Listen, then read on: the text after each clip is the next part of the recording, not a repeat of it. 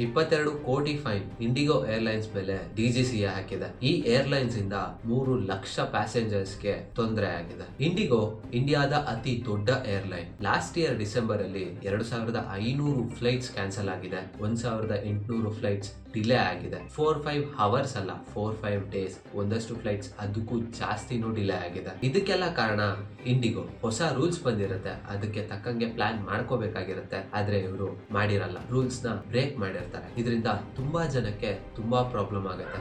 ಎಷ್ಟೊಂದ್ ಜನ 3-4 ದಿನ ಆ ಏರ್ಪೋರ್ಟ್ ಅಲ್ಲೇ ಇರ್ತಾರೆ. ಯಾವುದೇ ಬೇಸಿಕ್ ಫೆಸಿಲಿಟೀಸು ಇರಲ್ಲ. ಇದರಿಂದ ಈಗ ಇಂಡಿಗೋ ಮೇಲೆ 22 ಕೋಟಿ ಫೈನ್ ಹಾಕಿದ್ದಾರೆ. ಡೈಲಿ ಲಕ್ಷಾಂತರ ಜನ ಫ್ಲೈಟ್ಸ್ ಯೂಸ್ ಮಾಡ್ತಾರೆ.